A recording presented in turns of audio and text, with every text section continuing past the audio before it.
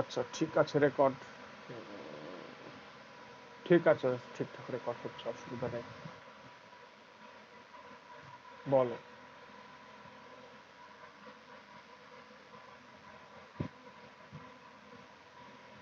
হুম।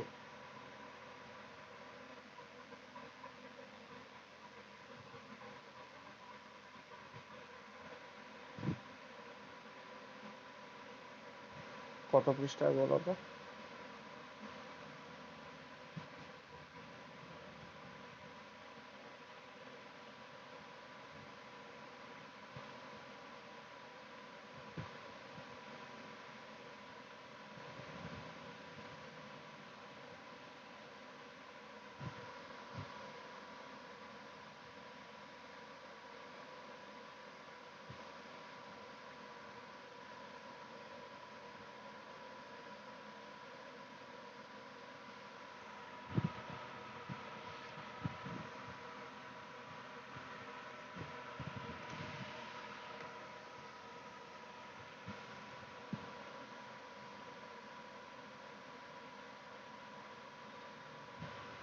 এ কি কখনো হতে পারতো আগেকার কালে? কোন ঘটনা হতে পারতো? খুব ভালো প্রশ্ন। দেখো, ও তার আগে কি বলেছে, যে আজকাল সখী জেলে গেছে 5 বছর, প্রথম 2 বছর দলের লোক মাসে মাসে টাকা দিয়ে গেছে, তারপরে আর 3 বছর দেয় না। ন্যায় অন্যায় কর্তব্য অকর্তব্যের পাটটাই উঠে গেল দুনিয়া থেকে। সৌখীর বাপ কতবার জেলে গিয়েছে, সৌখীরও তো এর আগে 2বার কয়েদ হয়েছে, কখন তো দলের লোককে এমন ব্যবহার করেনি। মাস না যেতেই হাতে টাকা এসে পৌঁছেছে। তো এই যে আমাদের ডাকাত হলেও তাদের মধ্যে যে একটা খুব সুন্দর আন্ডারস্ট্যান্ডিং এবং বন্ডিং ছিল, যে বন্ডিং এর দৌলতে তারা নিজের দলের লোকের নাম পুলিশের কাছে বলতো না, নিজের দলের কেউ ধরা পড়লে তার বাড়িতে খাবার পৌঁছে টাকা পৌঁছে দেওয়ার ব্যবস্থা হতো। এই যে পারস্পরিক বিশ্বাস, বন্ডিং, যে জিনিসটা ডাকাত সমাজের মধ্যেও প্রচলিত ছিল, সেই জিনিসটার কথা আহ, এখানে বলা হয়েছে, যে তারা ডাকাত হতে পারে কিন্তু তাদের মধ্যে একটা একতা আছে, তাদের মধ্যে একটা পারস্পরিক বন্ডিং আছে, যে বন্ডিংটার জন্য তারা আহ, তাদের দলের কেউ ধরা পড়লেও তা দলের সঙ্গে বিশ্বাসঘাতকতা করে না। আহ, দলের লোকের বাড়িতে টাকা পৌঁছে দেওয়া হয়। তো সেই বন্ডিংটার কথাই এখানে বলা হয়েছে। ঠিক আছে। হুম।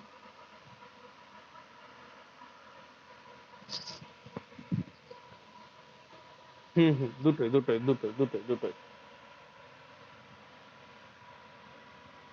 বেশ, আর কোনো প্রশ্ন আছে মনে? থাকলে বলে ফেলো। আচ্ছা।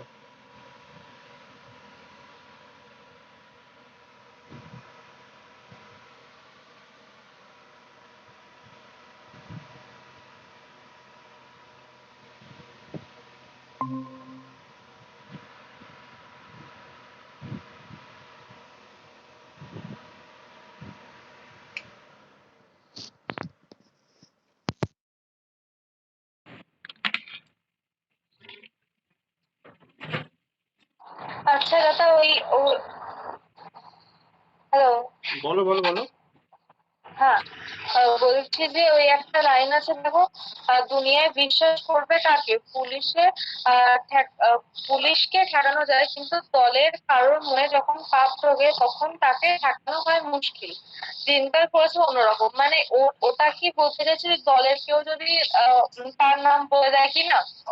হ্যাঁ, যদি দলের কেউ তাদেরকে ধরিয়ে দিতে চায়, পুলিশকে ঠেকিয়ে রাখা যা সম্ভব, কারণ পুলিশ তাদের গোপন তথ্য বা গোপন কথা জানে না, কিন্তু তাদের দলের লোকজন তো তাদের গোপন কথা জানে। গোপন রহস্য, গোপন সিক্রেট যা কিছু আছে সবকিছু জানে। তো হুম দলের লোকের মনে যদি হুম পাপ ধরে, তারা যদি সেই তার কথা বাইরে প্রকাশ করে দেয়, পুলিশকে জানিয়ে দেয় বা অন্য দলের মানুষদের জানিয়ে দেয়, তাহলে পরে বিপদ। কিন্তু পুলিশকে ঠেকিয়ে রাখা যায়, কারণ পুলিশ তো সেটা জানে না। পুলিশকে খোঁজ নিয়ে আসতে হবে, খুঁজে আসতে হবে, আর দলের লোক সেটা অলরেডি জানে। তো সেই জন্য পরে দলের লোক অনেক বেশি ভয়ঙ্কর। ওই যে বলে না, যে অচেনা শত্রুর থেকে চেনা বন্ধু বেশি বিপজ্জনক, সেই রকম ব্যাপারটা। ঠিক আছে। হুম হুম। আর কোনো প্রশ্ন আছে কিনা দেখে নাও, বাকিরাও দেখে নাও, কোনো মনে প্রশ্ন জিজ্ঞাসা থাকলে করে ফেলো।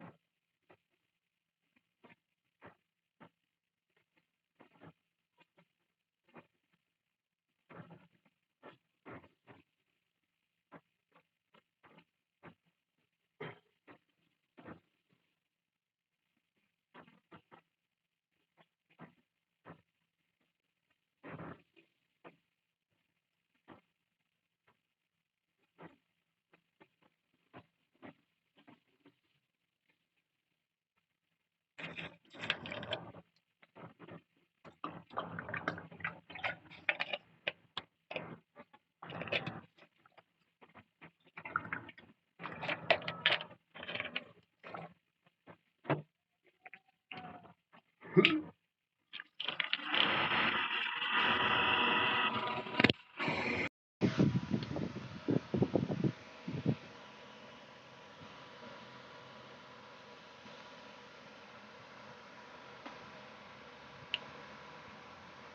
কারো মনে কোনো প্রশ্ন আছে কিনা দেখে নাও, দেখে নিয়ে বলো।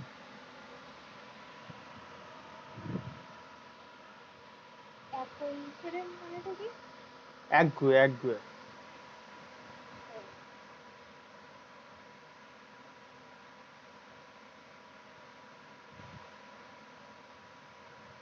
সরি সরি, একল সেরে, আচ্ছা একল সেরে একগুয়ে না।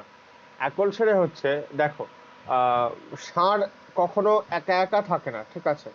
ষাঁড়েরা বা গরুরা এরা মানে এই বলদ শ্রেণীর জীবেরা একসঙ্গে থাকে। তো কিছু কিছু ষাঁড় আছে যারা কিনা দলের বাইরে গিয়ে একা থাকতে পছন্দ করে। তো এই যে সমস্ত মানুষজন যারা কিনা দলের সঙ্গে মিশে সংঘবদ্ধভাবে কাজ করতে চায় না, একা একা থাকা পছন্দ করে, তাদেরকে বলা হচ্ছে একল সেরে, ঠিক আছে? তারা হচ্ছে একল সেরে।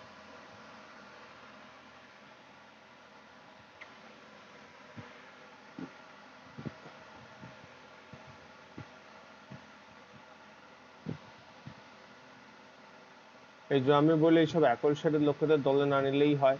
অর্থাৎ যারা কিনা দলের নিয়ম কানুন মেনে চলবে না, যারা বিপদে পড়লে দলকে বিপদে ফেলে নিজে বাঁচার চেষ্টা করবে, তারা ওই দলের নিয়ম কানুনের পরিপন্থী।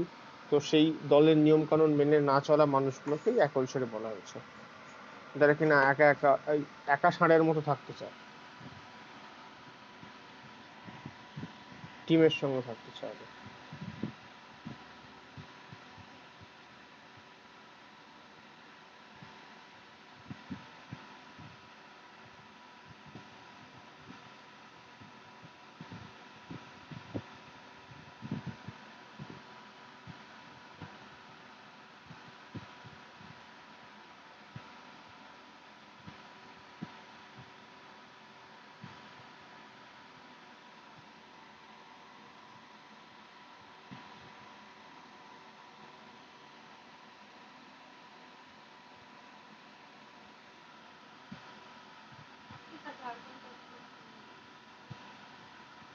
আচ্ছা বেশ, বাকিরা, বাকিদের কোনো সমস্যা থাকলে বলো।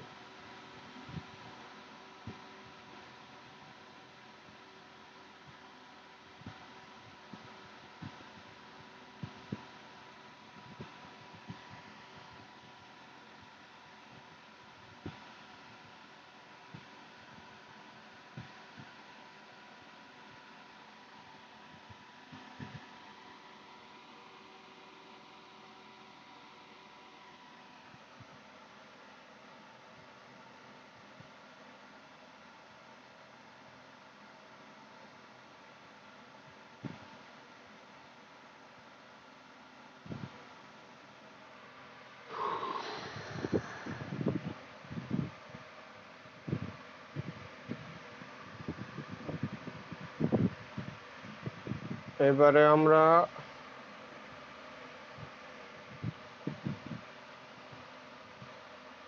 আগে গ্যালিলিওটা পড়ে নেব, তারপরে এটা পড়বো, কারণ এটা গতবারে বাদ দিয়েছিল, এবারে যদি আর বাদ দিয়ে দেয় জানি না। আগে গ্যালিলিওটা পড়বো, তারপরে সুয়েজ কালে অস্বীকার করা যাবে, ঠিক আছে?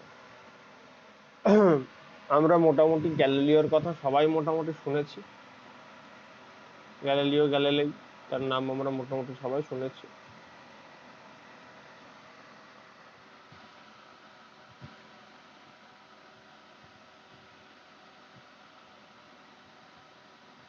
গ্যালিলিও গ্যালিলেইয়ের নাম আমরা শুনেছি তো মোটামুটি।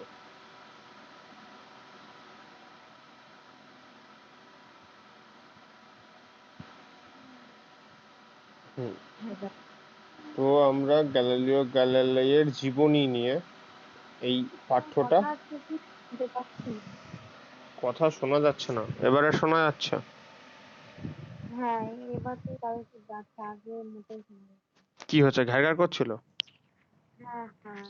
আচ্ছা, এবারে ঠিকঠাক? হুম। এইটা ঠিকঠাক না আগেরটা ঠিকঠাক? এর আগেরটা ঠিক ছিল।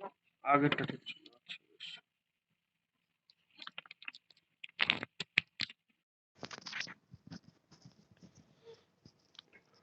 আচ্ছা, বেশ। গ্যালিলিও গ্যালিলির জীবন নিয়ে এই প্রবন্ধটা আমাদেরকে পড়তে হবে, ঠিক আছে? এখান থেকে বেশ কিছু 5 নম্বরের প্রশ্ন আছে। এইটা আর সুয়েজ খালা হামর্শিকা দুটো থেকে দুটো 5 নম্বর আসে, একটা লিখতে হয়। তো আমি সাজেস্ট করব গ্যালিলিওটা ভালো করে পড়তে, কারণ গ্যালিলিও থেকে প্রশ্নগুলোর উত্তরগুলো লেখা খুব সহজ। আহ তো এখানে তুলনামূলকভাবে সুয়েজ খালে হাঙর শিকারের প্রশ্নের উত্তর লেখা একটু কঠিন, এবং সুয়েজ খালে হাঙর শিকারের প্রবন্ধটা সাইজ অনেকটা বড়, বিষয়বস্তু একটু অন্যরকম, তো ডাইমেনশন বেশি। গ্যালিলিও একটু সহজ সরল, তো আই থিঙ্ক গ্যালিলিও বেটার, সহজ। তো গ্যালিলিও পড়া যাক, দেখা যাক কি আছে। 15ই ফেব্রুয়ারি 1564 গ্যালিলিও পিসা শহরে জন্মেছিলেন। সমস্ত দেশের বিজ্ঞানীর কাছে এর নাম সুপরিচিত। আচ্ছা, পিসাটা কোথায় বলো তো? পিসা শহরটা কোথায়? কোনো আইডিয়া? ইতালি দাদা। ইতালিতে? আমি জানি না, তোমাদের কাছে জিজ্ঞাসা করলাম। আমি সব জানি না গো। তোমরা ভাবো আমি সব জানতাম, কিন্তু আমি সব জানতা নই। তোমরা আগে আমায় বলে দেবে, তারপর আমি সেটা জানবো। বলো, তোমরাই বলো, তারপর আমি বলছি। কোথায় আমাদের পিসাটা কোথায়?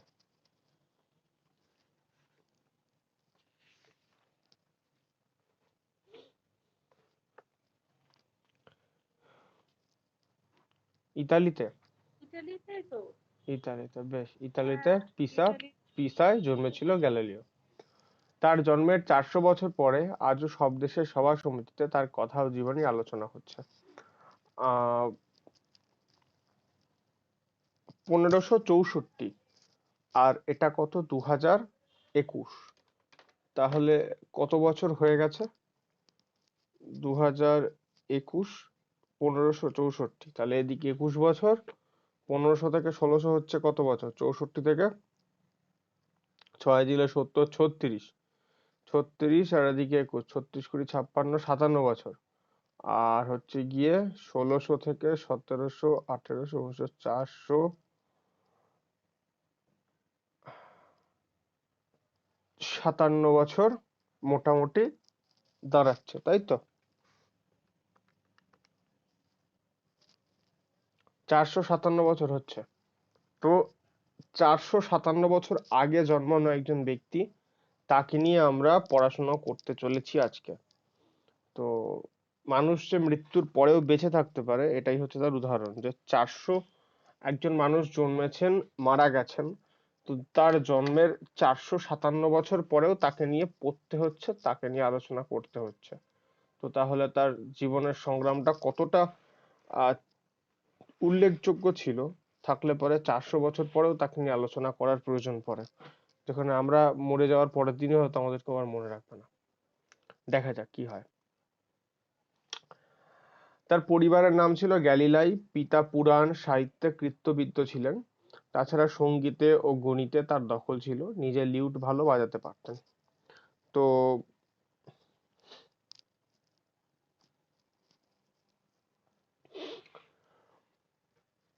গ্যালিলিয়ের পারিবারিক নাম ছিল গ্যালিলাই। তার পিতা পুরাণ সাহিত্যে কৃতবিদ্য ছিলেন। আচ্ছা, পুরাণ সাহিত্য জিনিসটা কি, তোমরা কেউ বলতে পারবা পুরাণ সাহিত্য কি, বা পুরাণ জিনিসটা কি, এটা কেউ বলতে পারবা? এই বেদ টাইপের মানে বেদ, ওগুলোই তো পুরাণ না? আচ্ছা, আর আর আর কেউ কিছু?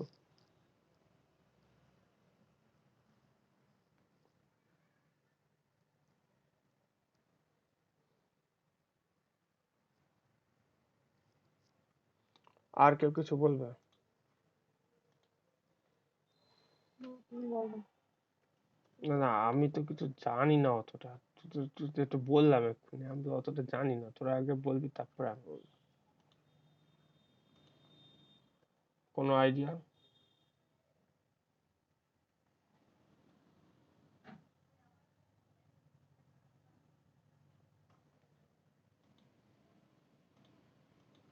বল দেখি কি জানিস, যা আইডিয়া আছে, মানে কোনো ব্যাপার না, আমি বকছি না তোদেরকে।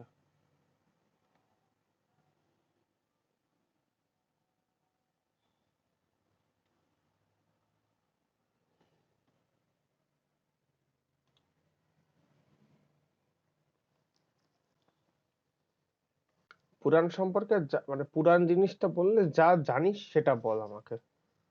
তিনজনই আছিস, বল পুরাণ বলতে কি জানিস বা কি মনে হয় পুরাণ জিনিসটা বলতে। ওই তো কোনো সেই হচ্ছে বেদ কাল উপনিষদ ওইগুলোকেই তো পুরাণগুলো জানতাম, মানে পুরাণগুলো ওই গ্রন্থগুলোকেই অনেকগুলো টপিক টপিক থাকে, ওটাকেই পুরাণ।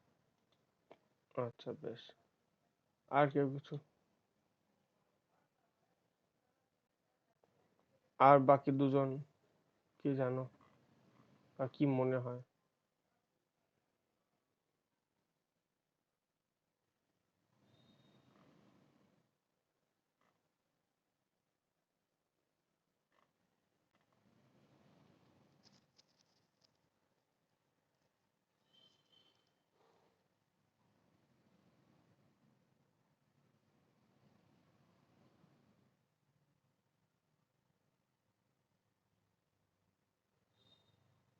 বলো কি করে বলতাম। হুম হুম হুম, বলো। আমি কিছু জানি না, তুমি বলো।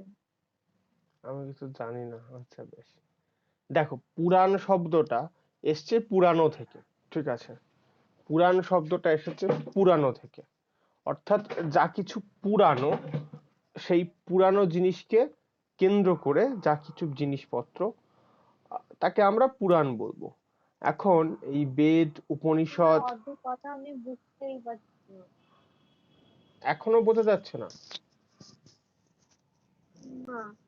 বাকিদেরও কি সেম সমস্যা হচ্ছে?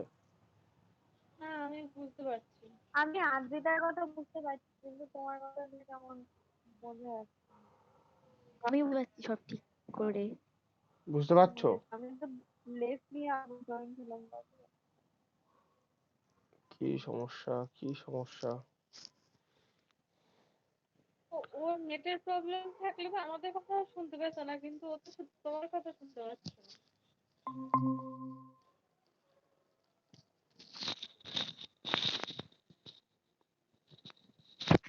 আচ্ছা, এবারে দেখ ঠিকঠাক বোঝা যায় কিনা, না গেলে বলিস কেমন? আমাদের যে সময়টা আমরা পিছনে ফেলে এসেছি, বা যে সময়টা আমরা পিছনে ফেলে যাচ্ছি, এই যে আজকের দিনটা কাটিয়ে কালকে যখন আমরা এগিয়ে যাব, তো আজকের দিনটা কালকের সাপেক্ষে পুরানো হয়ে যাবে। তো এই পুরানো সময়ের যে কথাগুলো লিখিত আকারে জমা হয়, বা যে পুরানো সময়ের কথাগুলো লিখে রাখা হয়, সেগুলো তো লিখিত আকারে থেকে যায়, সেগুলো একটা নথিবদ্ধ আকারে থেকে যায়। কিন্তু যে পুরানো সময়ের যে কথাগুলো নথিবদ্ধ আকারে থাকে না, সেই কথাগুলোকে আমরা ফেলি হচ্ছে পুরাণের মধ্যে। অর্থাৎ পুরাণ এমন একটা বিষয় যা কিনা জনশ্রুতি অবলম্বনে পুরানো দিনের কথাকে ধরে রাখে। অর্থাৎ পুরাণ জিনিসটা আহ পুরানো দিনের কথা, যা লিখিত নয়, কানে শোনা এবং জনশ্রুতিতে প্রচলিত একটা বিষয়, সেটাকে আমরা পুরাণ বলে থাকি। তো মানে পুরাণ লেখা না কিছু। পুরাণ মানে লিখিত কোনো তথ্যের সংকলন নয়, মানে জনশ্রুতি ছিল, সেটাকে পরে লেখা হয়েছে, ঠিক আছে? মানে আগে ও লিখে রাখা আগে জিনিস আমি জনশ্রুতি পড়ছি না। গুলোই পরে লিখে। আগে আগে একটা ব্যাপার হচ্ছে আগে লিখে রাখা হচ্ছে, সেটা আমি পরে পড়ছি, সেটা লিখিত।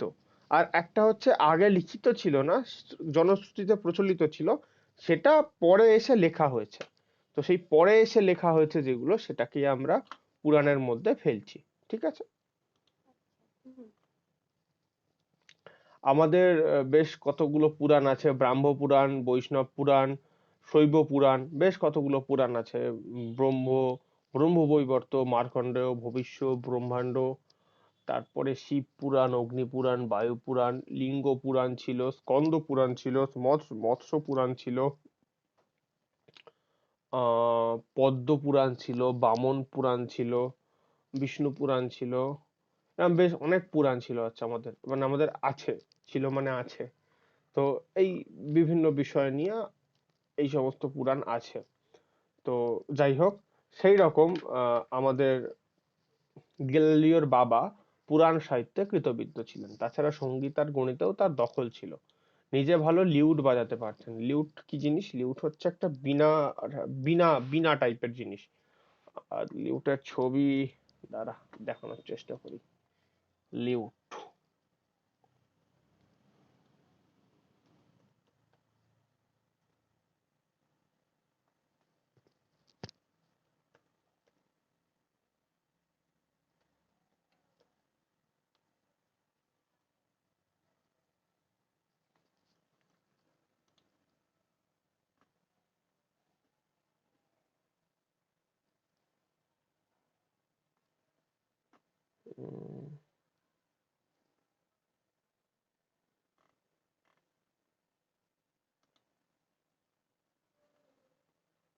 দাঁড়া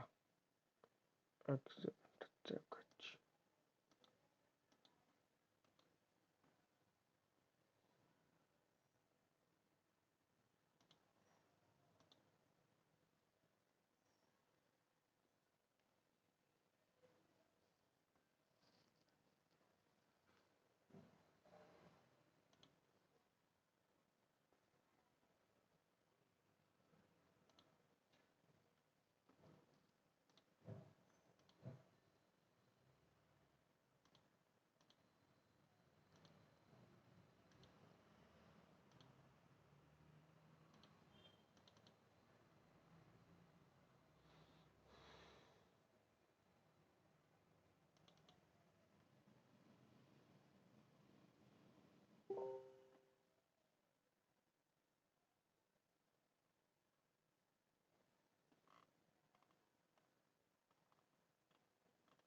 এই টাইপের জিনিসটাকে লিউট বলে। এই টাইপের যে ইনস্ট্রুমেন্ট সেটাকে লিউট বলে। তো এই লিউট বাজানোয় খুব পারদর্শী ছিলেন আমাদের গ্যালিলিওর বাবা। তো তারপরে কি বলা হচ্ছে সঙ্গীত তত্ত্বের উপরে তার বইও লেখা আছে কতগুলো। প্রথমে 13 বছরের ছেলে গ্যালিলিও গেলেন ভ্যালাম্বোর্সার বেনেডিক্টিন সম্প্রদায়ের মঠে। ভালাম্বোর্সা হচ্ছে একটা শহর, সেই শহরে বেনেডিক্টিন সম্প্রদায়ের একটা মঠ ছিল। এই বেনেডিক্টিন হচ্ছে গিয়ে সেন্ট বেনেডিক্টের অনুগত যে খ্রিস্টান ধর্মাবলম্বী সম্প্রদায়, সেই সম্প্রদায়। সেখানে 2 বছর ধরে সাহিত্য, ন্যায় আর ধর্মশাস্ত্র অধ্যয়ন করেছিল কে? আমাদের গ্যালিলিও। তবে শেষ অবধি মঠ ছাড়তে হলো। বাপ বললেন ছেলের দৃষ্টিশক্তি ক্ষীণ, বেশি পড়াশোনা কর ক্ষতিকর। হয়তো মনে মনে একটু ভয়ও ছিল, ছেলে যদি সন্ন্যাসী হয়ে যায় সংসারের দিকে নজর দিতে কেউ থাকবে না তারপরে। সচ্ছল অবস্থা নেই আর তার, সংসারের হতশ্রীকে পুনরুদ্ধার করতে ছেলেকে চেষ্টা করতে হবে। আজ এখন গ্যালিলিওর জীবনের সব কথা জানা দুষ্কর, তবে আমরা জানি তিনি খুবই ভালোবাসতেন সঙ্গীত আর চিত্রকলা। তো গ্যালিলিও সঙ্গীত আর চিত্রকলায় খুবই পারদর্শী ছিলেন বলা উচিত নয়, সঙ্গীত আর চিত্রকলার প্রতি তার প্রচন্ড আগ্রহ ছিল। নিজের ইচ্ছা চালাতে পারলে হয়তো শেষ অবধি চিত্রকর হয়ে পড়তেন, তবে তা হলো না। 1851 সালে 17 বছর বয়সে ঢুকলেন পিসা বিশ্ববিদ্যালয়ে ডাক্তারি পড়তে। তো ছেলে ন্যায়, ধর্মশাস্ত্র এইসব ব্যাপারে তার আগ্রহ ছিল, চিত্রকলাতেও আগ্রহ ছিল, সঙ্গীতেও আগ্রহ ছিল। সে সমস্ত দিকে তাকে পাঠানো হলো না, তাকে পাঠানো হলো পিসা বিশ্ববিদ্যালয়ে ডাক্তারি পড়ার জন্য। তার বাড়ির লোকজন ভেবেছিল কিনা এতে অর্থাগমের বিপুল সম্ভাবনা আছে। তো সেই সময় বিশ্ববিদ্যালয়ের প্রত্যেক ছাত্রকে দর্শন পড়তে হতো। তখন অ্যারিস্টটলীয় যুগ, সেই গ্রিক দার্শনিকের কথা সকলেই মাথা পেতে নেয় নির্বিচারে। তো তখন প্রত্যেক ছাত্রকে বিশ্ববিদ্যালয়ের পাঠ্যের অংশ হিসেবে দর্শন পড়তে হতো। আমরা যেমন এখন পড়াশোনার পাঠ্য হিসাবে আহ তোমার হচ্ছে গিয়ে পরিবেশ বিজ্ঞান, এনভায়রনমেন্টাল সায়েন্স, বাংলা, ইংরাজি, অঙ্ক, কতগুলো বিষয় আমাদের কম্পালসারি পড়তেই হয়, সেই বিষয়গুলো আমরা বাদ দিতে পারি না। সেই রকম পাঠ্য হিসাবে দর্শন পড়ানো হতো সেই সময়। সেই সময়টা ছিল অ্যারিস্টটলের যুগ। জ্ঞান বিজ্ঞান থেকে শুরু করে এই মনোভাবকে ভিত্তি করে, অর্থাৎ অ্যারিস্টটলের তত্ত্বকে ভিত্তি করেই জ্ঞান বিজ্ঞান সমস্ত কিছু শুরু হতো।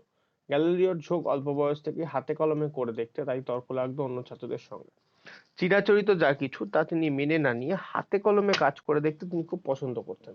এই হাতে কলমে কাজ করে দেখার যে ইচ্ছা বা হাতে কলমে কাজ করে দেখার যে ঝোঁক, সেই ঝোঁক থেকেই তার অন্যান্য সহপাঠী, ছাত্রছাত্রী, ছাত্রছাত্রী বলা ভুল, সহপাঠী, বন্ধু বান্ধব এবং স্কুলের টিচারদের সঙ্গেও তার তর্ক লেগে যেত।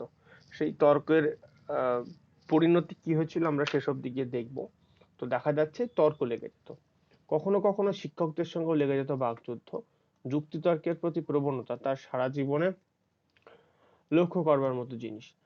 এই স্বভাবই শেষ জীবনে তার অশেষ দুঃখের কারণ হয়েছিল। তো তার জীবনের যা কিছু দুঃখ, সেই দুঃখের কারণ হিসেবে দাঁড়িয়েছিল এই তর্ক করার স্বভাব। এই কাজ পাগল কি করে বিশুদ্ধ গণিতের দিকে ঝুঁকলো, গল্প এই। পরিবারের এক বন্ধু ছিল গণিত শাস্ত্রে মহাপণ্ডিত। তিনি বিখ্যাত ছিলেন সে সময়, সকলে যেত তার কাছে পড়তে। একদিন কোনো কাজে গ্যালিলিও এসে পড়েছেন তার বাড়িতে। তাসকানির শাসকের পুত্র তখন সেই পণ্ডিতের কাছে পড়ছে। কাজেই গ্যালিলিও অনেকক্ষণ দরজার কাছে দাঁড়িয়ে রইলেন, অনেকক্ষণ মনোযোগ দিয়ে শুনলেন সেই গণিতের ব্যাখ্যা। এই থেকে শুরু হলো মনের প্রচন্ড পরিবর্তন। সেই থেকে ডাক্তারি পড়ায় আনন্দ পান না, গণিতের অধ্যয়ন বাসনাই প্রবল হয়ে উঠল। গ্যালিলিওর ডাক্তারি পড়ার হলো না, বিশ্ববিদ্যালয়ে উপাধি আর পেলেন না, পারিবারিক নানা কারণে গৃহস্থালী ফ্লোরেন্সে উঠে এলো। বাবার অর্থ সামর্থ্য নেই ছেলেকে বিদেশে রেখে পড়ান, কাজে গ্যালিলিও চলে এলেন ফ্লোরেন্সে। সেই সভা পণ্ডিতের কাছে পড়তে শুরু করলেন গণিত ও পদার্থবিদ্যা। অদ্ভুত তার অধ্যাবসায়। অল্প সময়ের মধ্যে শিক্ষককে ফেলে গেলেন অনেক পিছনে। এই বিদ্যায় অনুসন্ধান ও প্রতিষ্ঠা এলো, নানা দেশে তার খ্যাতি ছড়িয়ে পড়লো। 24 বছর বয়সে তিনি এই নিয়ে মেতে আছেন, উদ্ভাবন করছেন নানা রকমের যন্ত্র, নানা রকম পরীক্ষাও শুরু হয়েছে তাদের সাহায্যে। অর্থাৎ গ্যালিলিওর জীবনের যে মোড় পরিবর্তন, সেই মোড় পরিবর্তন ঘটে গেল কিভাবে? প্রথমে তিনি আহ, আহ, একবার যখন মঠে ভর্তি পড়াশোনা করছিলেন, সেই সময় একরকম পরিস্থিতি ছিল। মঠে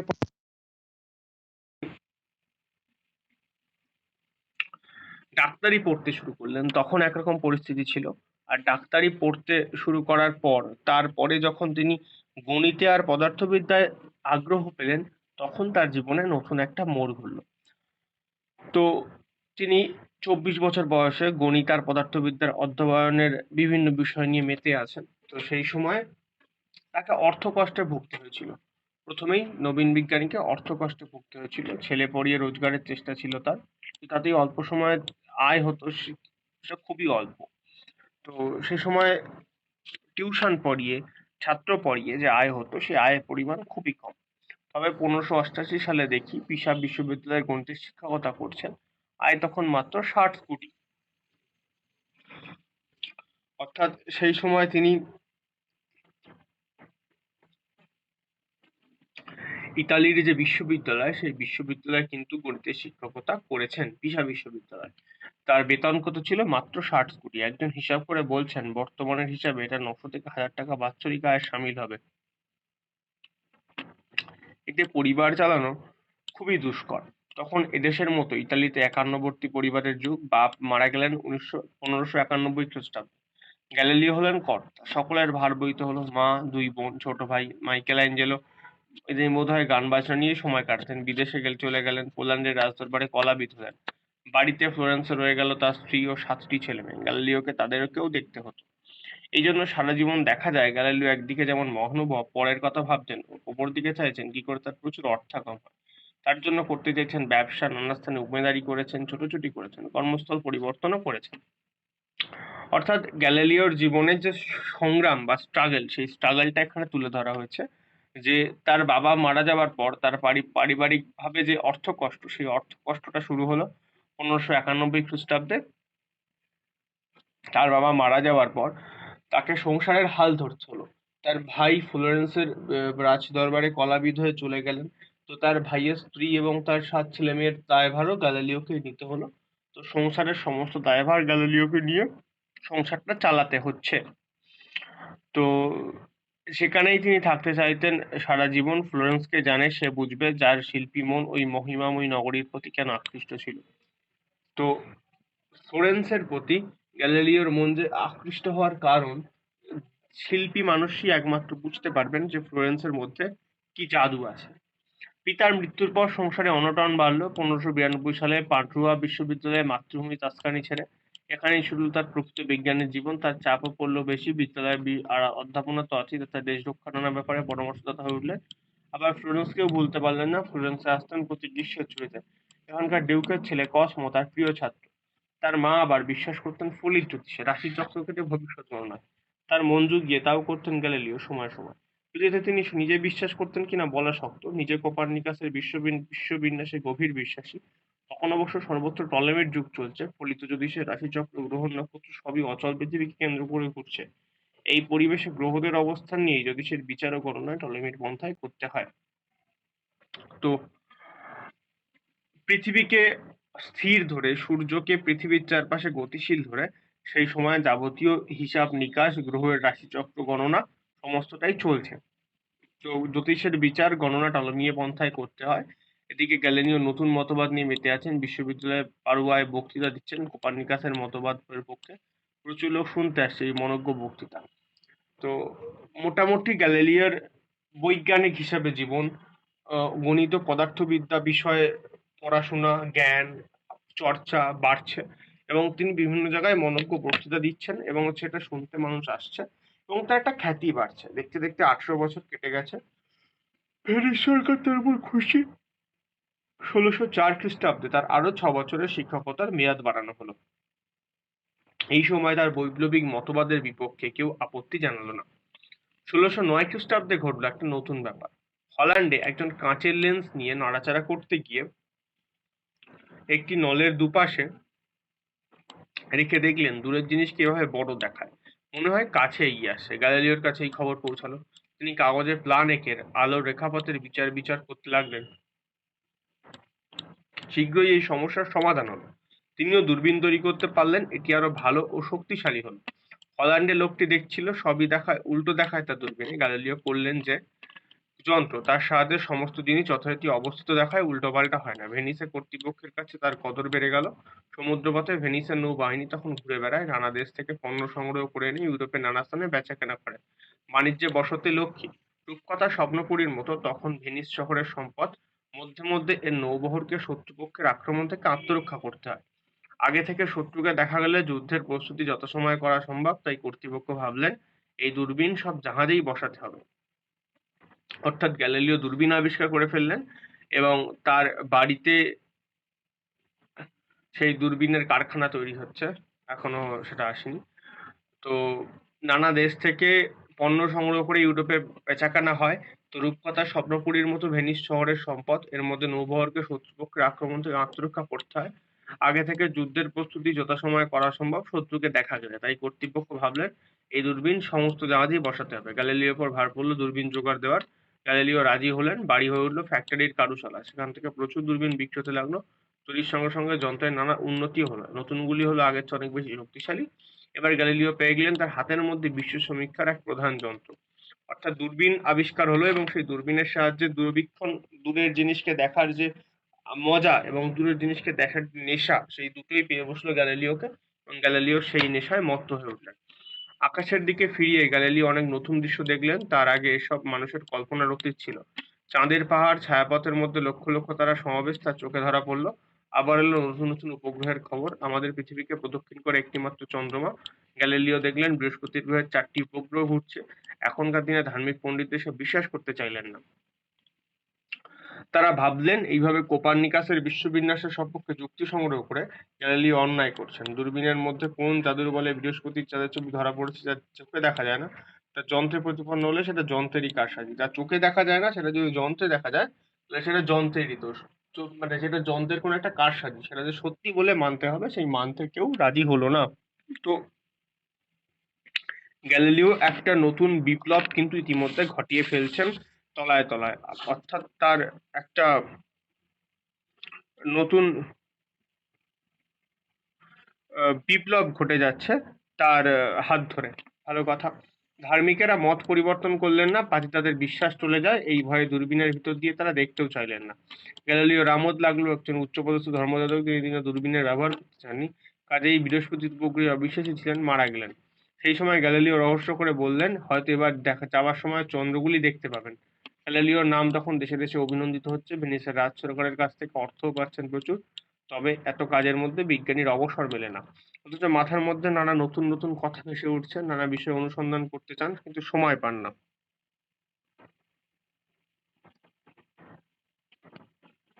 তো গ্যালিলিওর জীবনে যে নতুন একটা মোড় এসেছিল, সেই মোড়টা আরো প্রচন্ড ভাবে প্রকট হলো। দেখা যাক তারপর কি বলছে।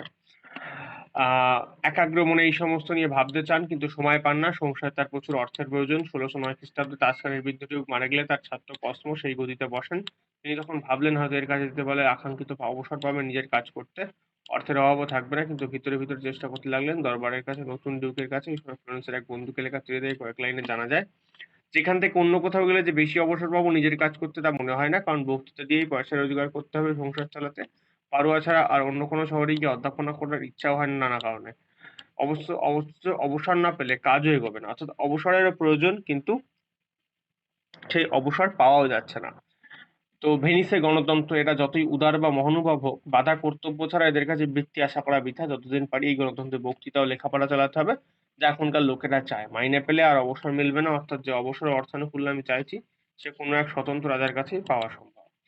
তো একটা গণতন্ত্রের দেশে একটা কাজ না করলে পরে তুমি আয় করতে পারবা এমনটা ভাবা সম্ভব নয়, কারণ গণতন্ত্রের এটাই নিয়ম যে কাজ করলে তবেই তুমি অর্থ অর্জন করতে পারবে বা অর্থ উপার্জন করতে পারবে। তো সেই জন্য এটা স্বতন্ত্র কোনো দেশের রাজার কাছেই সম্ভব। সেই বক্তব্য গ্যালিলিও তুলে ধরছেন। আবার কোথাও তিনি লিখেছেন, রোজ নানা উদ্ভাবন করা যাচ্ছে, অবসরে সাহায্য পেলে অনেক বেশি পরীক্ষা আবিষ্কার করতে পারবো। তো একজন মানুষ যিনি কিনা নতুন জিনিস আবিষ্কার করতে চান, নতুন জিনিস আবিষ্কার করার নেশায় মত্ত, তিনি একটু যদি অবসর পেতেন তাহলে নতুন কিছু জিনিস আবার তৈরি করার সুযোগ পেতেন। শেষে ১৬১০ সালে শরৎকালে টাস্কানির নতুন ডিউক নিজেকে পুরনো গুরুকে আশ্রয় দিলেন। ১০০০ কোটি মাইনে প্রতি বছর। তাছাড়া রাজপণ্ডিত ও দার্শনিক হিসেবে স্বর্ণপদকে বিভূষিত হলেন তিনি। পাড়ুয়া ছেড়ে ফ্লোরেন্সে গেলেন গ্যালিলিও। তো পাড়ুয়া ছেড়ে তিনি আবার ফ্লোরেন্সে ফেরত আসলেন।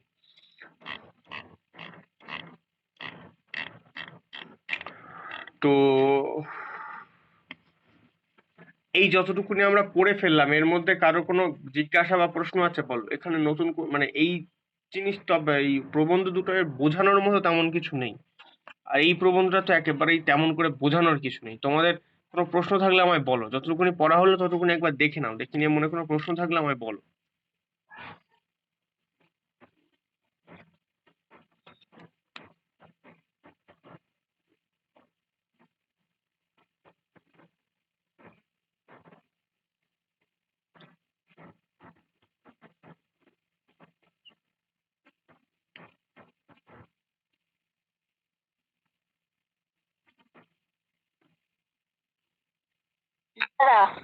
বলো।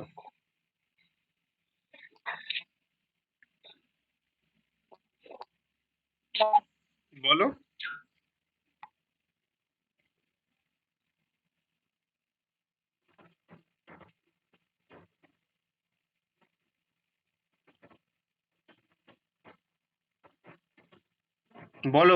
বলো শুনছি। বলো শুনছি।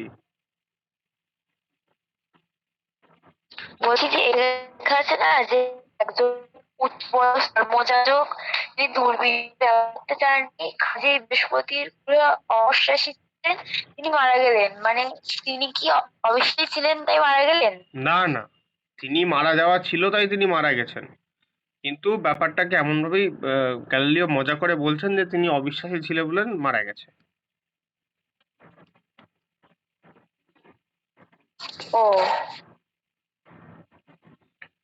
গ্যালিলিওটা মজা করে বলেছেন, ওর সঙ্গে অবিশ্বাসী দেখার কোনো সম্পর্ক নেই।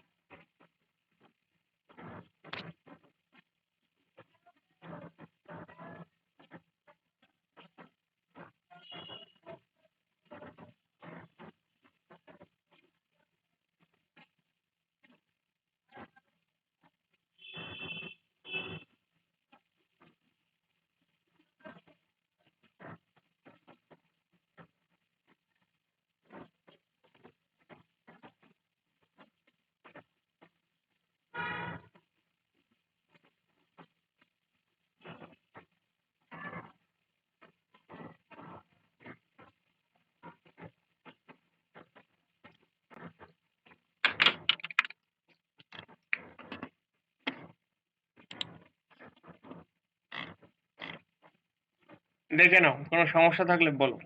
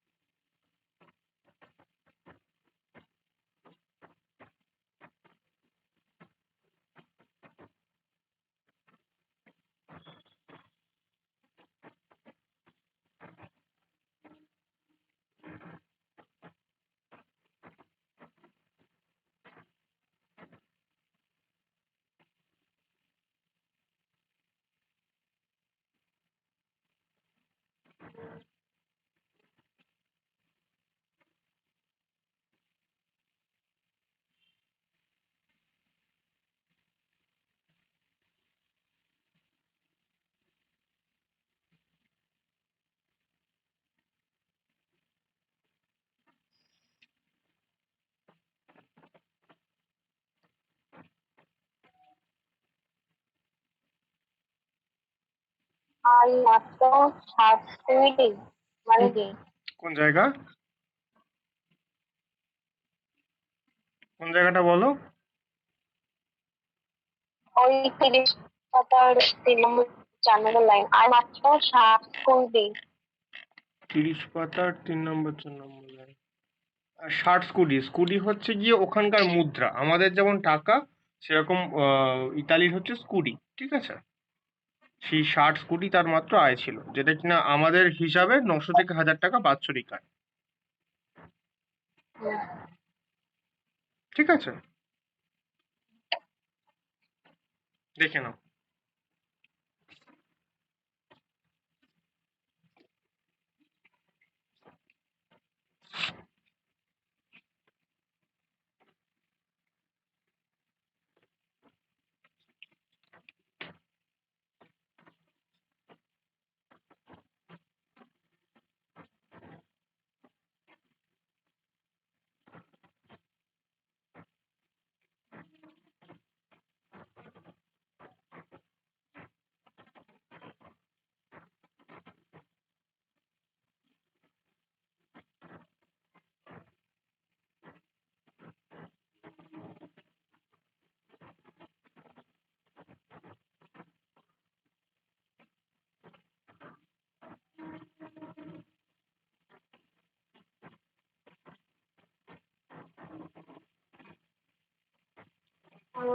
ফ্লোরেন্স হুম, কোন জায়গাটা?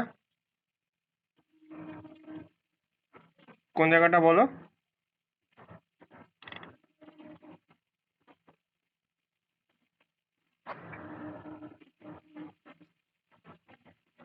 বলো বলো, কোন জায়গাটা?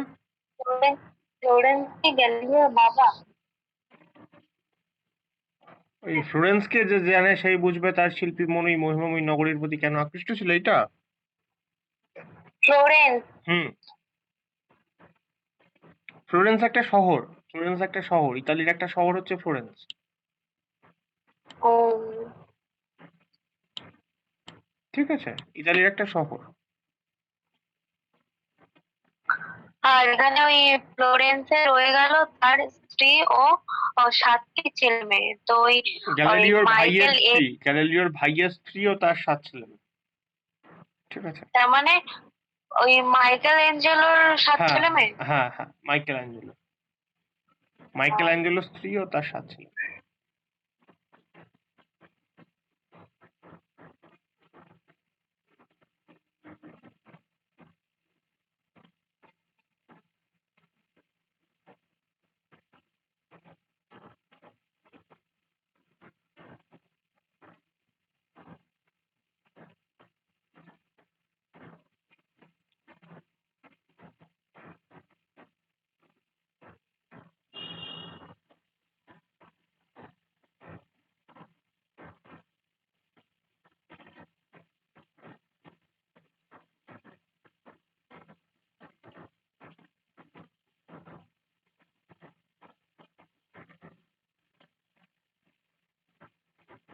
তো প্রথম প্যারা অব্দি পড়ালে তো এত বেশি আকৃষ্ট ছিল। উম, ওই পাডুয়া ছেড়ে ফ্লোরেন্সে গেলেন গ্যালিলিও, এই অবধি পড়েছি।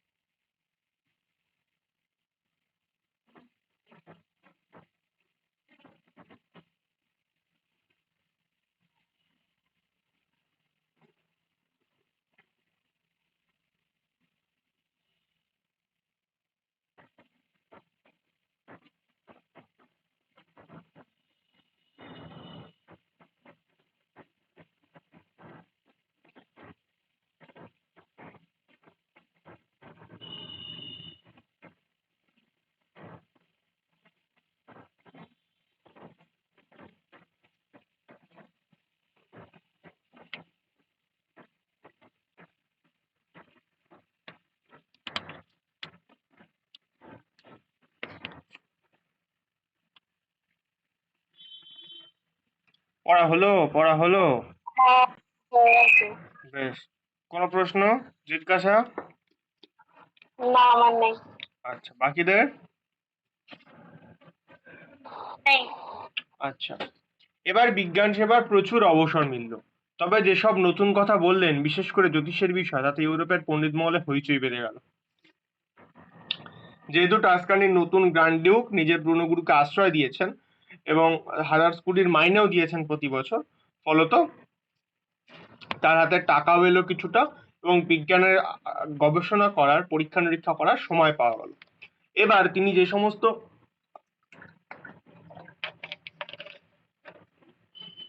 বিষয় নিয়ে নতুন করে কথা বললেন, সেগুলো পণ্ডিত মহলে হইচই বাজিয়ে ফেললো।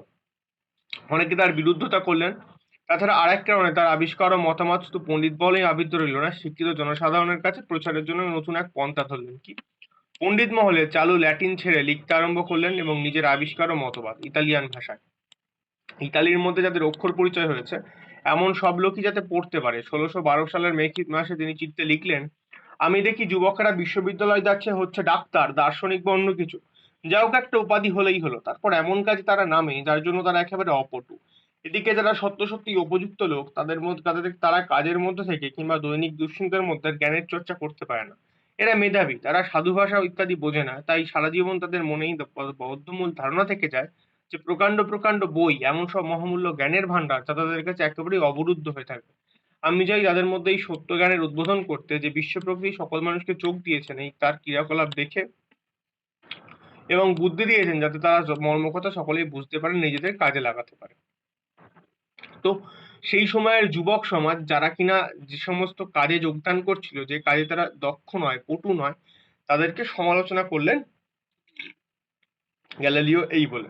নিজের দূরবীন দিয়ে গ্যালিলিও অনেক নতুন আবিষ্কার করলেন। চাঁদের পর্বতমালা, বৃহস্পতির উপগ্রহ, সূর্যবিম্বের কলঙ্কবিন্দু, শুক্র গ্রহের চন্দ্রের মতো উজ্জ্বলের হ্রাস বৃদ্ধি, শনির বলয় ইত্যাদি আরো অনেক জিনিস।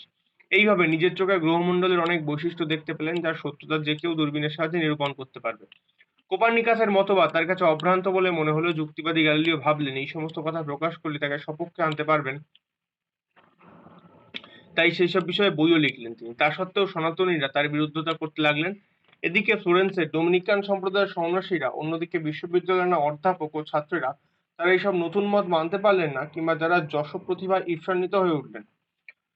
প্রথম প্রথম গ্যালিলিও তার সহকর্মীদের মনোভাব নিয়ে অনেক ঠাট্টা তামাশা করতেন, এতে তার বিদ্বেষ আরো বাড়ল। ধর্মযাজকেরা প্রচার করতে লাগলেন গ্যালিলিও অধ্যাপনা ধর্মবিশ্বাসের পরিপন্থী, বাইবেলের অনেক কথা সরাসরি বিরুদ্ধে। তারা গোপনে অভিযোগ করলেন গ্যালিলিও ধর্মবিদ্বেষ প্রচার করছেন, বাইবেলের উপর মানুষের বিশ্বাস নষ্ট করতে চাইছেন। অর্থাৎ বাইবেলের পরিপন্থী তার ভাবনা চিন্তা বা গ্যালিলিওর মতাদর্শ বাইবেলের পরিপন্থী হচ্ছে, এই বলে তিনি তার বিরুদ্ধে অভিযোগ আনা হলো এবং তার শাস্তি চাওয়া হলো। তার বিরুদ্ধে গোপনে ষড়যন্ত্র আরম্ভ হলো। প্রথমে ইনকুইজিশন দিয়ে রায় দিলেন যে সূর্য জগতের কেন্দ্রস্বরূপ, এটি অযৌক্তিক এবং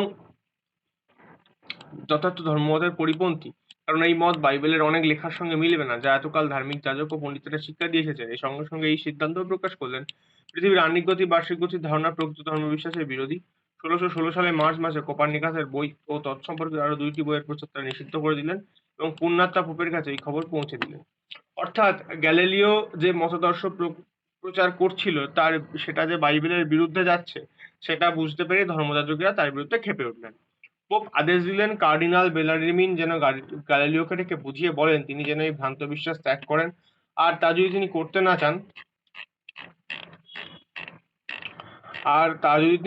না চান তাহলে তাকে বিধিমতো আদেশ দেওয়া হবে যাতে তিনি মত প্রচার ও আলোচনা বন্ধ করেন। যদি তিনি অস্বীকৃত হন তো তাকে কারারুদ্ধ করা হবে।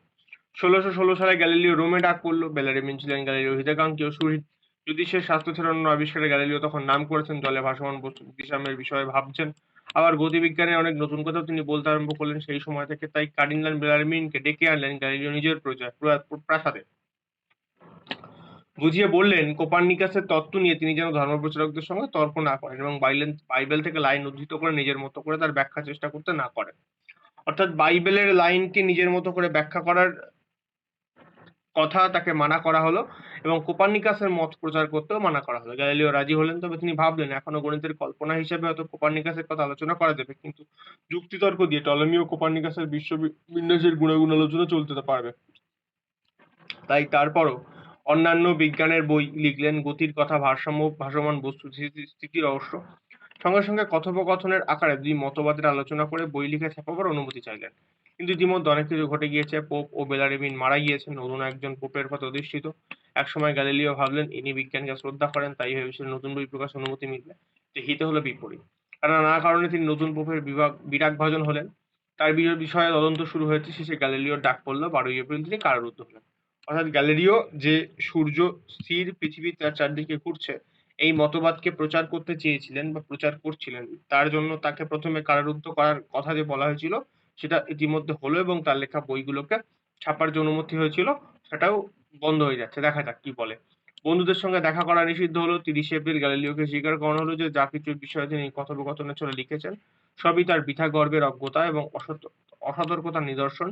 তার নির্যাতনের এখানেই শেষ হলো না। তার মুখ দিয়ে বলানো হলো যে তিনি কোপার্নিকাসের মতে বিশ্বাস ত্যাগ করেছেন। বিচারকদের সামনে অনুতাপ ব্যঞ্জক সাদা পোশাক পরে তিনি হাঁটু গেড়ে বসে রইলেন। বিচারকেরা বললেন, তোমার ভুল দেশের ভয়ানক অমঙ্গল করেছে, তোমায় শাস্তি পেতে হবে, তোমার বই নিষিদ্ধ বলে ঘোষিত হবে। আমাদের আদেশে তোমাকে কারারুদ্ধ থাকতে হবে যতদিন আমরা তোমাকে রাখতে চাই, তাছাড়া 3 বছর ধরে প্রতি সপ্তাহে তোমাকে অনুতাপ সূচক প্রার্থনা করতে হবে। এর দুদিন বাদে ইনকুইজিশন তাকে ফ্লোরেন্সের দূতাবাসে প্রেরণ করলেন। প্রথমে তাকে সিয়েনাতে আর্ক বিশপের নজরবন্দি রাখা হলো, তারপর ফ্লোরেন্সের শহরতলিতে নিজের গৃহে অন্তরীণ রাখা হলো। তো তিনি যে বিজ্ঞানের কথা বলতে চেয়েছিলেন, সেই বিজ্ঞানের কথা বলতে চাওয়ার অপরাধে তাকে কারারুদ্ধ করা হলো। তাকে অনুতাপ ব্যঞ্জক সাদা পোশাক পরিয়ে তাকে প্রার্থনা করানো হলো, অনুতাপের কথা স্বীকার করানো হলো। তাকে বলা হলো তাকে প্রত্যেক হচ্ছে গিয়ে 3 বছর ধরে প্রতি সপ্তাহে অনুতাপ ব্যঞ্জক প্রার্থনা করতে হবে, এবং এরপরে তাকে ফ্লোরেন্সের দূতাবাসে প্রেরণ করা হলো। তারপরে তাকে গৃহবন্দী করে রাখা হলো। দুঃখ কষ্টে গ্যালিলিওর শেষ 9 বছর কাটলো। কখনো বিজ্ঞানের নতুন কথা ভাবতে চেষ্টা করতেন বটে, কিন্তু জীবন বিষাদ হয়ে গেছে। যে মেয়েটি তার পরিচর্যা করতো এই দুঃখ কষ্টের মধ্যে, সেও মারা গেছে। নিজে অন্ধ হয়ে যেতে বসতে লাগলেন, কারণ তার দৃষ্টিশক্তি ক্ষীণ ছিল, প্রথমেই বলা হয়েছিল। শেষের 5 বছর একটু বন্ধন ঢিলে হলো, কিছু বাধা নিষেধের হাত থেকে অব্যাহতি পেলেন পোপের করুণায়। নানা দেশ থেকে তখন তাকে দেখতে আসতো। তার বই ও লেখা অবৈধভাবে অন্য দেশে চালানো ছাপা হয়েছে। খ্যাতি ও সহানুভূতি ছিল সেই খ্রিস্টীয় মহলে যারা রোমান ক্যাথলিক ধর্মপন্থী ছিলেন না। সর্বশেষে 8ই জানুয়ারি 1642 সালে 77 বছর বয়সে তিনি দেহত্যাগ করলেন। প্রবাদ আছে, ইনকুইজিশন বিচারকদের সামনে হাঁটুগাড়া থেকে যখন তিনি উঠে দাঁড়িয়ে উঠলেন, তখন তিনি নাকি বলেছিলেন, এই সত্ত্বেও পৃথিবী চলমান, কিন্তু এটা হয়তো গল্পকথা। সনাতনী ধার্মিকরা বিজ্ঞানের শ্বাসরুদ্ধ করবার চেষ্টা করেছিলেন যথারীতি, কিন্তু ইতালির দেশই পিছিয়ে পড়লো। ফ্রান্স, ইংল্যান্ড, অন্যান্য দেশে গ্যালিলিও জন্ম সাধনার সুফল প্রসব করলো। গ্যালিলিও প্রথমে সনাতনী ভ্রান্ত মতবাদের বিরুদ্ধে বিজ্ঞানের পরীক্ষিত সত্য প্রচার করতে চেষ্টা করেছিলেন। বলেছিলেন নিজে পরীক্ষা, বিচার ও যাচাই করে নিতে হবে সব সত্যকে। শুধু আপ্তবাক্যকে বিশ্বাস করে জীবনকে গড়ে তুললে ভুল হবে। ফলে তিনি কুসংস্কার, ধর্মান্ধতার যাতায় গুরু হয়ে গেলেন। তবে মানুষের অগ্রগতি স্তব্ধ রইল না। 400 বছর বাদেও তার প্রতি ভক্তি অর্ঘ্য সেই সত্যের জয় ঘোষণা করছে, সত্যমেব জয়তে। যেটা কিনা প্রকৃত সত্য, সূর্য স্থির এবং পৃথিবী চারদিকে ঘুরছে, সেটাকে সেই সময় রোমান ক্যাথলিক ধর্মযাজকরা তোমার মানতে চাইলো না। যারা রোমান ক্যাথলিক ধর্মপন্থী ছিল না, তাদের কাছে গ্যালিলিওর খ্যাতি এবং সহানুভূতি ছিল, কিন্তু রোমান ক্যাথলিকরা সেটা মানতে চাইলো না। তারা মানতো বাইবেলে যেটা বলা আছে, কি পৃথিবী ঘুরছে না, পৃথিবী স্থির এবং সূর্য ঘুরছে। তো সেই নিয়ে তাদের মধ্যে মতবিরোধ, এবং গ্যালিলিওকে তার জন্য শাস্তি ভোগ করতে হলো। তিনি তার শেষ 9 বছরের জীবন প্রচন্ড কষ্টের মধ্যে দিয়ে কাটালেন। কিন্তু এই যে ইতালি পিছিয়ে রইল, ফ্রান্স, ইংল্যান্ড তারা গ্যালিলিওর ফলাফলকে গ্রহণ করে এগিয়ে গেল, কিন্তু ইতালি পিছিয়ে পড়লো। তো সেই কথাতেই লেখক বলেছেন যে পরীক্ষা, বিচার ও যাচাই করে নিতে হবে সমস্ত সত্যকে। শুধু আপ্তবাক্য বিশ্বাস করে জীবনকে গড়ে তুললে হবে না, তোমাকে সেটা জানতে হবে সেটা সত্যি কিনা আসলে। ফলে তিনি কুসংস্কার ও ধর্মান্ধতার যাতায় গুরু হয়ে গেলেন। তো তিনি এইটা করতে চেয়েছিলেন যে কিনা বিজ্ঞানের পরীক্ষিত সত্যকে হাতে কলমে পরীক্ষা করে দেখতে, কিন্তু সেটা করতে গিয়ে তিনি কুসংস্কার আর ধর্মান্ধতার যাতায় গুরু হয়ে গেলেন। তবে মানুষের অগ্রগতি স্তব্ধ হলো না। তিনি মারা গেলেন, তিনি শেষ হয়ে গেলেন, কিন্তু মানুষের অগ্রগতি থেমে রইল না। মানুষের অগ্রগতি চলতে লাগলো। 400 বছর বাদেও তার প্রতি লোকের ভক্তি অর্ঘ্য সেই সত্যের জয় ঘোষণা করে। 400 বছর হয়ে যাওয়ার পরও এখনো তাকে নিয়ে যে আলোচনা হচ্ছে, এটাই তার প্রতি ভক্তি ও সত্যের যে জয়, সেটাকে ঘোষণা করছে। এখানেই আমাদের আলোচনা বা আমাদের পাঠ্য প্রবন্ধ শেষ হয়েছে। তো এই হচ্ছে গিয়ে আমাদের পাঠ্য প্রবন্ধ, গ্যালিলিওর জীবন বিষয়। তেমন জটিল কিছু না, খুবই সহজ এবং সহজ গদ্যে লেখা। তো তোমাদের মনে কোনো প্রশ্ন থাকলে করে ফেলো। নাইলে পরে আমরা ক্লাস এখানেই শেষ করবো। তোমাদের মনে যা প্রশ্ন আছে করে ফেলো, নাইলে ক্লাস শেষ করবো এখানে। না প্রশ্ন নেই, প্রশ্ন পরদিন করে যদি থাকে বলবেন। হ্যাঁ। না প্রশ্নটা এখন নেই, তাই বললাম আচ্ছা যেটা পড়ে তাই। আচ্ছা, হ্যাঁ প্রশ্ন যখন নেই তাহলে তোমরা পড়ে আমাকে প্রশ্ন থাকলে গ্রুপে জানিও বা ক্লাসরুমে জানিও, ঠিক আছে? কোনো সমস্যা নেই। তাহলে আজকের মতো ক্লাস এখানে শেষ করা যাক। হ্যাঁ, অনলাইন করাচ্ছে তো নাকি?